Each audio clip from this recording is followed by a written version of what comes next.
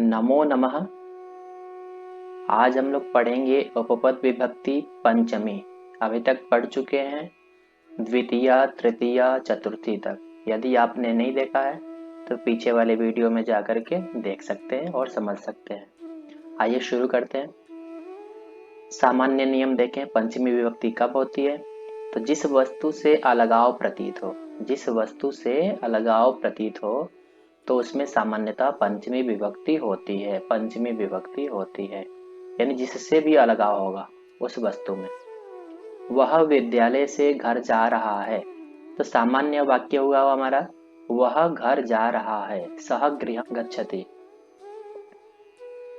लेकिन कहाँ से जा रहा है? विद्यालय से जा रहा है, तो विद्यालय से अलग हो रहा है, इसलिए विद्यालय में हमने पंचमी विभक्ति कर दी, सह विद्यालयात् गृहं गच्छति।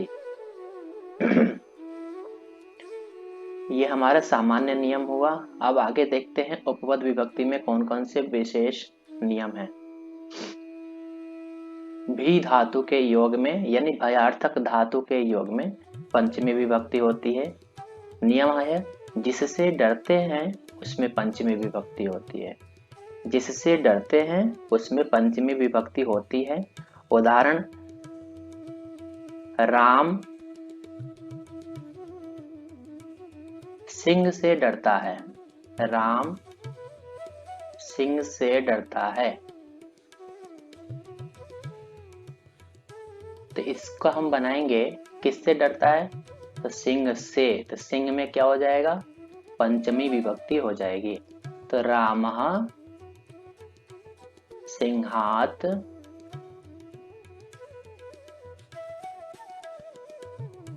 बिभेति। बिभेति, तो ये सिंपल हमारा नियम हो गया। जिससे डरते हैं उसमें पंचमी विभक्ति होती है। मैं शिक्षक से डरता हूं, तो मैं को बोल देंगे अहम शिक्षकात् बिभेमि। बिभेमि,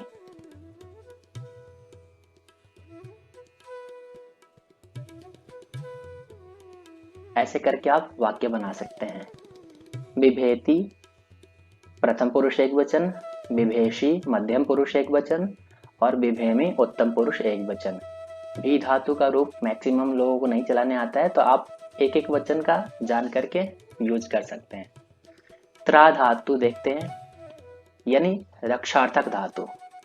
जिससे रक्षा करते हैं उसमें पंचमी विभक्ति होती है, यानी जिससे भी हम रक्षा करते हैं उसमें पंचमी विभक्ति होती है। अब उदाहरण देखिए, वह चोर से रक्षा करता है। वह चोर से रक्षा करता है, तो इसको बना देंगे सह। चोर को बोलते हैं चौरह, और चौरात पंचमी विभक्ति हो जाएगी जिससे हम रक्षा कर रहे हैं। सह चौरात रक्षति, तो ये हमारा हो गया सिंपल चौरात। और कुछ और बनाना चाहते हैं, मान लीजिए, तो त्रा धातु यहाँ पर यूज किया है। त्रायते, त्रायते, त्रायन्ते भी रूप चला सकते हैं। बचाना अर्थ हो जाएगा रक्षा करना, बचाना। तो यहाँ पर आप रक्षति के बदले में त्रायते भी यूज कर सकते हैं। त्रायते आत्मनेपद में चलता है। त्रायते।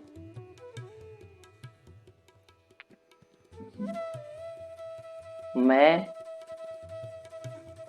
दुष्टों से घर की रक्षा करता हूं, तो मैं दुष्टों से, तो पंचमी विभक्ति हो जाएगी जिससे रक्षा करते हैं। तो दुष्टेभ्यः, बहुत सारे दुष्टों की बात कर रहे हैं, तो दुष्टेभ्यः अहम दुष्टेभ्यः गृहं रक्षामि। और या त्रायते, त्रायते, त्रायन्ते, त्रायसे, त्रायते, त्रायद्वे, त्राये। बना सकते हैं ऐसे। अगला नियम देखते हैं जुगुप्सा। जुगुप्सा का अर्थ होता है घृणा करना। जिससे घृणा करते हैं उसमें भी पंचमी विभक्ति होती है। ये नियम सभी बोल बोल करके याद कर लें। जिससे रक्षा करते हैं उसमें पंचमी, जिससे डरते हैं उसमें पंचमी, जिससे घृणा करते हैं उसमें भी पंचमी विभक्ति होती है। आप देखिए, कोई है, मान लीजिए राम पाप से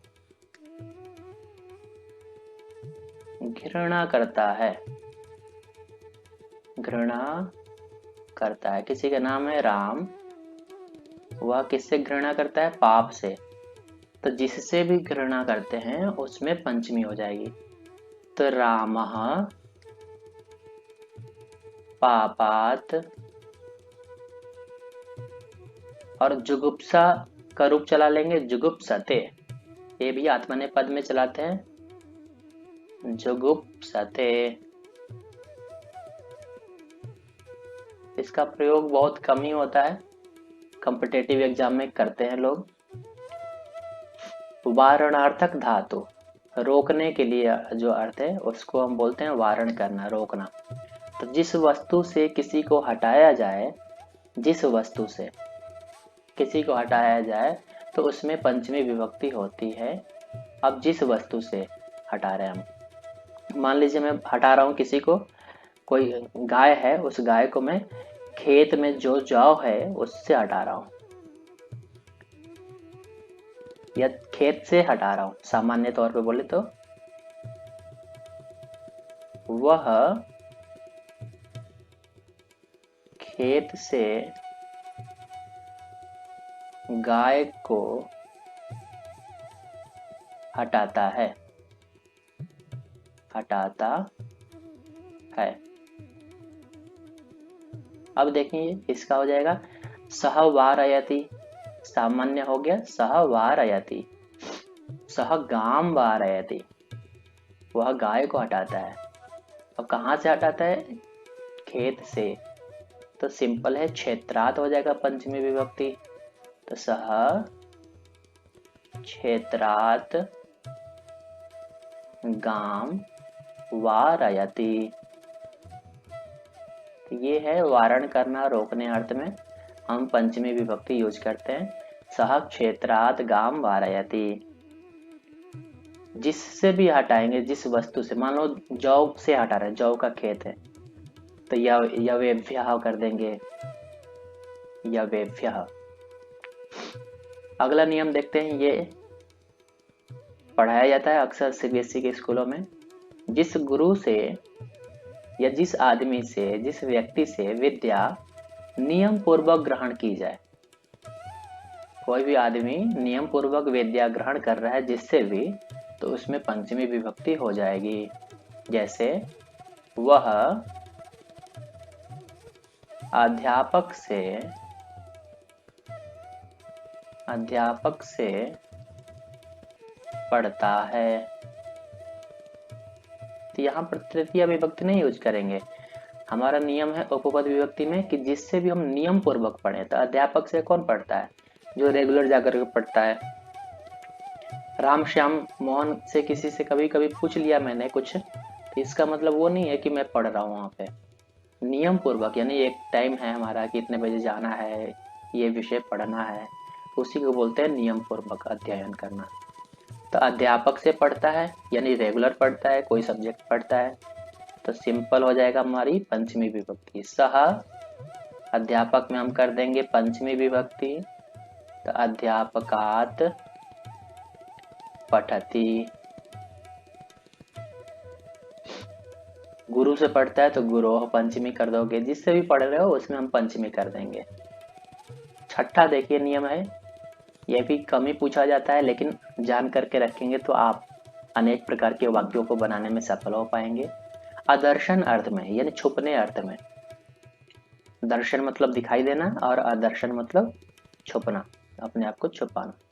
जब कोई अपने आप को किसी व्यक्ति से छुपाता है तो जिससे छिपा जा रहा है उसमें पंचमी विभक्ति होगी।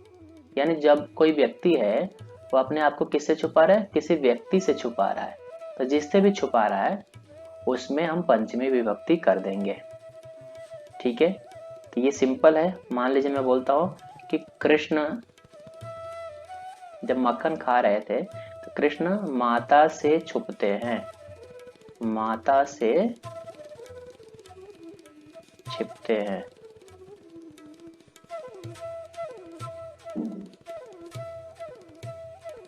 कृष्ण माता से छिपते हैं। अब यहाँ पर देखें तो कृष्ण छिपते हैं, कृष्णः माता से छिप रहे हैं, तो हम जिससे छिपा रहे हैं उसमें पंचमी विभक्ति हो जाएगी, तो मातुः। कृष्णः मातुः, और छिपने के लिए धातु है, रूप चलाते हैं निलीयते, निलीयते, ना पे छोटी ई, लीयते, आत्मने पद में रूप चलाएंगे कृष्णः मातुः निलीयते। मैं अध्यापक से छुपता हूं, तो अहम अध्यापकात्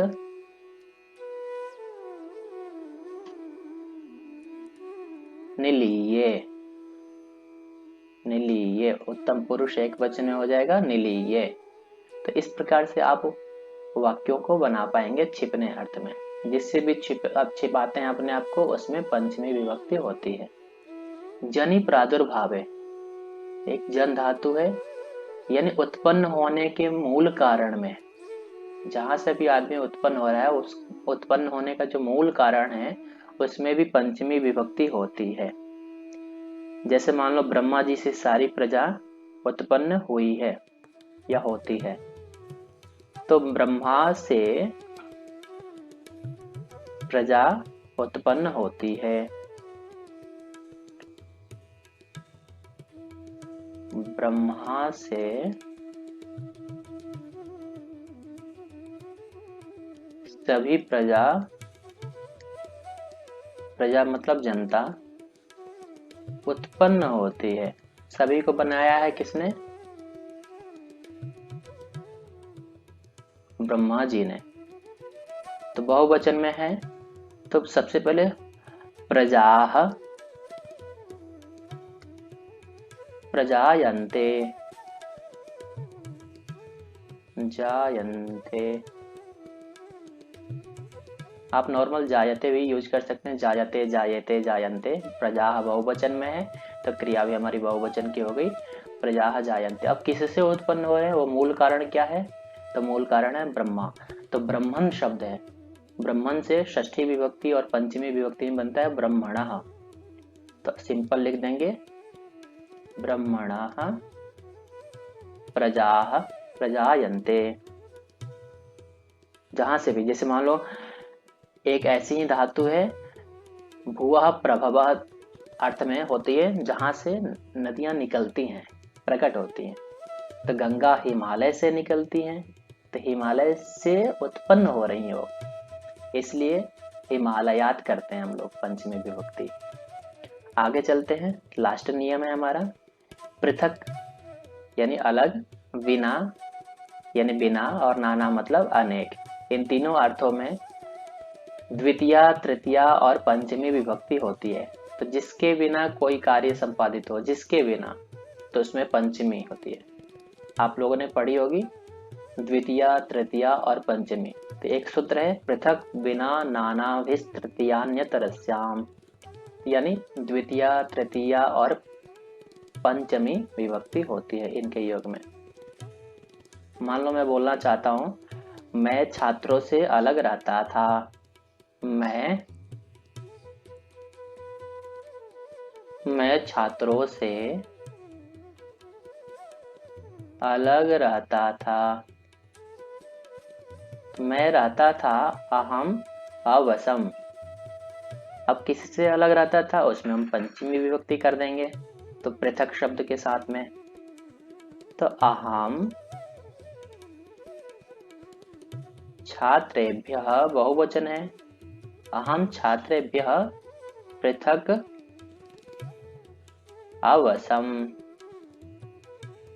या वसति स्म, वसामि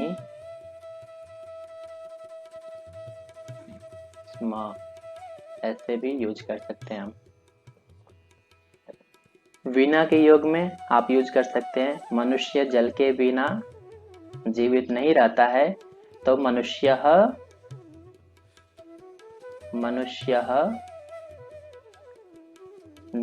इसमें द्वितीया तृतीया पंचमी तीनों कर सकते हैं, आपको ध्यान रखना है।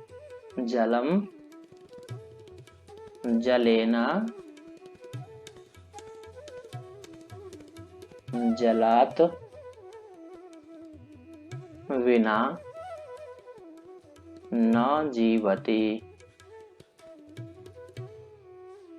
तो इस प्रकार से आप लोगों ने जाना कि पंचमी उपपद विभक्ति के 8 नियम हुए। इनको हम आराम से बोल बोल करके याद कर सकते हैं, समझ सकते हैं और उदाहरण बना सकते हैं। कहीं भी कोई समस्या हो तो आप कमेंट में कमेंट करके बता सकते हैं और उसका समाधान किया जाएगा। बहुत बहुत धन्यवाद।